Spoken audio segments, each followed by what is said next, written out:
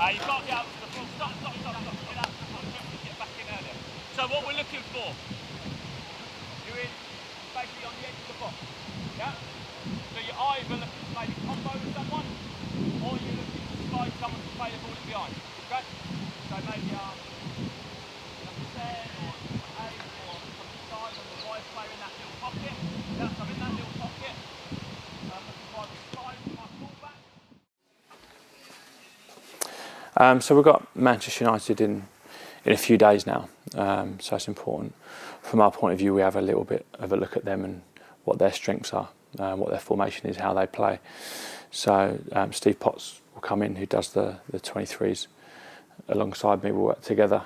He normally takes quite a big responsibility for the opposition analysis. He's great at it. You know, the amount of experience he's got, the amount of games he's played, the amount of knowledge he's got. So we'll have a look at all those type of things, note down, get some few clips together, and then we'll show them to the players probably tomorrow or the next day to give them some ideas about Manchester United and what they look like. Try and stop you playing out. He sets the tone a little bit. Yeah. I mean, there is gaps behind it. I don't squeeze in behind it particularly well, but our lads just need to be aware that that will probably happen more against us than it does in this game. We'll hopefully identify some areas where we might be able to hurt them. Then in training, building into it, we might be able to use those parts.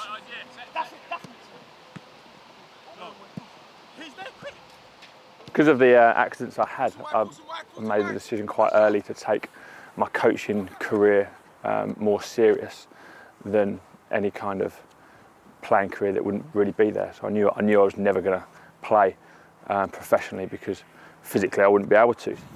You do sacrifice kind of free time, but when it's free time to go and do football, it's not a hardship. You know, I wouldn't change it for the world. I don't feel like I'm coming to work. I don't ever not look forward to coming to work. You know, I have friends that have other careers and they're like, oh, I've got to go to work today. When we work in an environment like this, you just don't get that. A little bit.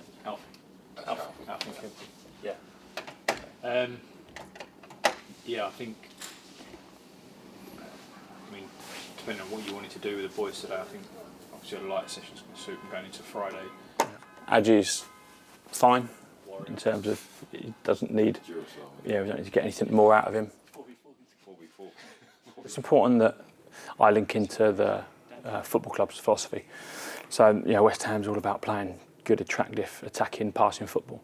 So I believe in that anyway. But even if I didn't, I'd make sure that I uphold what how West Ham believes football should be played. Every club will be different, without a shadow of a doubt. You have some clubs that are more possession-based, some clubs that are a little bit more direct, some clubs that like to press really high, some clubs that like to sit off and defend more in the block. So I think every club has their own unique look at how football needs to be played or should be played, or what it is they want to teach their young players coming through. Should we have the goalkeepers as bouncers out here, Potsy, do you think? What have we got in the middle? 8? 4v4, yeah. 4v4 in the middle and have 4 goalies in each corner. Yeah. And then they've got to get each pass into the box. We're on our way now to the first team training ground, so we're just leaving the main academy building. The 23s get to train pretty much alongside the first team, which is great. The first team manager can take some of our players when he needs to and have a look at them, or if someone drops out of training. We had 2 with them last night for the League Cup, Connor Coventry and Ben Johnson, so that's good. And us being able to train up there just allows that smooth transition on a daily basis from first team to 23s. The first team will come over and watch little bits. Mark Noble watches quite a lot, so he'll always take a keen interest. He knows all of our players on first name terms, and he'll watch first team manager, technical director Mario will sometimes come and watch also.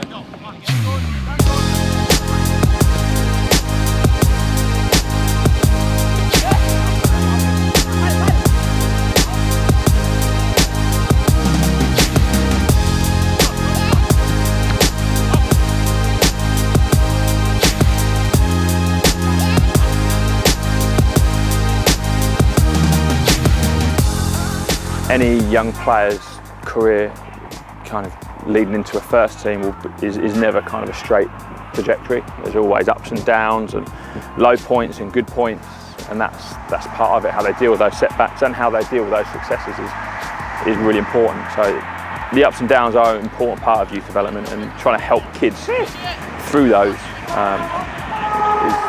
crucial.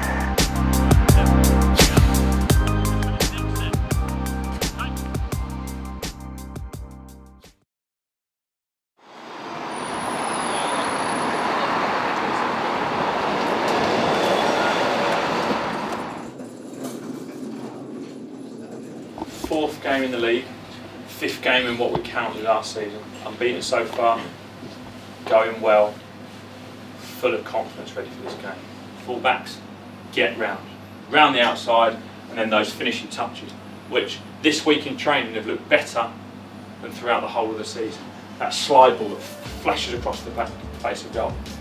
And we've got 1, 2, 3 darting in there. Make sure you're always doing the front. Don't let them force us back. Be brave with your line and get on the front foot. Be brave.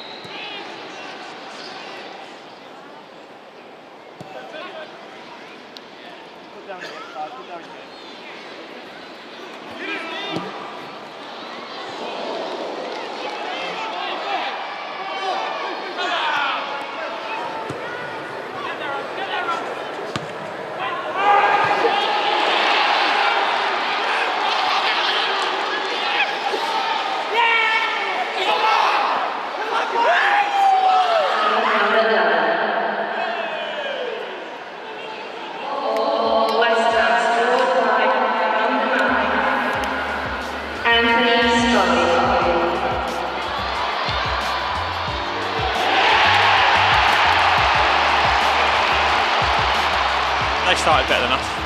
First 10 minutes, maybe 15. They deserved their goal and they deserved to be 1-0 up at that point in time.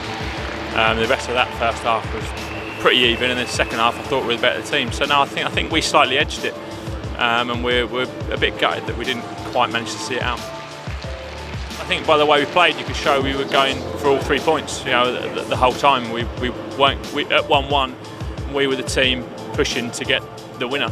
We didn't sit back at any point in the game, and we really felt that we could win it and that we wanted to go toe to toe to Manchester United at Old Trafford. And we're gutted that it just slipped through our fingers, but our performance we feel maybe deserved a little bit more. There's football and there's family. There's not much time for anything else. But I'm more than happy with that. That's two of the best things in life. So.